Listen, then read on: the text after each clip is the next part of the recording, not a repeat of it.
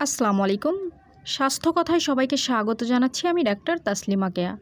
আজ আমি homeopathic medicine কোস্টিকামকে সংক্ষিপ্ত আকারে তুলে ধরব।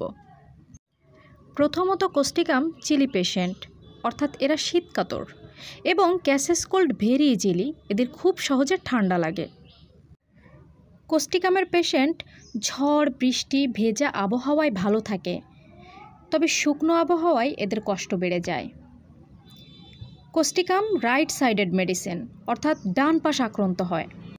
মূল কথা হলো কোস্টিকামের পেশেন্টের সমস্যা দেখা দিবে ডান সাইডে। ম্যাক্সিমাম ক্ষেত্রে এদের সিঙ্গেল মাসেল প্যারালাইসিস অথবা রাইট সাইড প্যারালাইসিস দেখা যায়।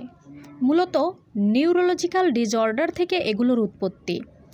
ব্রেন, নার্ভ, স্পাইনাল কর্ডকে এফেক্ট করা হলো নিউরোলজিক্যাল ডিসঅর্ডার।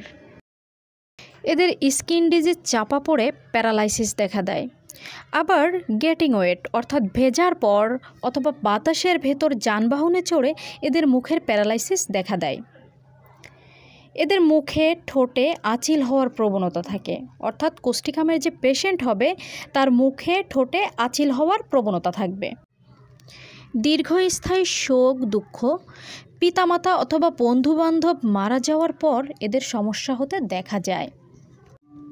এরা সিম্প্যাথেটিক, অন্যের কষ্টে কান্না করে, কারো উপর নির্যাতন, অত্যাচার এগুলো দেখতে পারে না। ক্যান নট সাপোর্ট ইনজাস্টিস, অন্যায় অবিচার এগুলো এরা সমর্থন করে না। ডিসপোজিশন টু কন্ট্রাডিক্ট, অর্থাৎ প্রতিবাদ করার প্রবৃত্তি। এদের কান্না করা স্বভাব। উইপিং ইজিলি, খুব সহজে কান্না করে। অ্যাপিসমেল, পালসেটিলা, সিপিআর মতো। এরা সন্দেহপরায়ণ হয়, আবার স্বল্পভাষী, কথা কম বলে, খুব সহজে বিক্ষুব্ধ, অপমানিত হয়, অফেন্ডেড ইজিলি। এদের হাঁচি, কাশি, নাক ঝাড়তে গিয়ে অসাড়ে মূত্রপাত হয়। কোস্টিকামের পেশেন্ট কনস্টিপেটেড ধাতের, না দাঁড়িয়ে ইভাকুয়েশন হয় না। মলত্যাগের পূর্বে উৎকণ্ঠা দেখা দেয়। দীর্ঘক্ষণ গান গাওয়া অথবা বক্তৃতা দেওয়া থেকে স্বরভঙ্গ দেখা দেয়। কোস্টিকামের মিষ্টি অপছন্দ। আবার স্মোকড মিট, অর্থাৎ পোড়া মাংস এরা খুব পছন্দ করে। কোস্টিকামের কমপ্লিমেন্টারিস মেডিসিনগুলো হলো কার্বোভেজ, স্টাফিসেগ্রিয়া, কলোসিনথিস। কোস্টিকাম বেশি ব্যবহার করা হয় আর্থ্রাইটিস, অর্থাৎ বাত ব্যথা বা সন্ধি প্রদাহের ক্ষেত্রে ব্যবহার করা হয়। ডিসমেনোরিয়া, অর্থাৎ পেইনফুল মেনস্ট্রুয়েশন। এরপর হচ্ছে ইনফার্টিলিটি, বন্ধ্যাত্বর ক্ষেত্রে ব্যবহার করা হয়। লিউকোরিয়া, সাদা স্রাবের ক্ষেত্রে ব্যবহার করা হয়।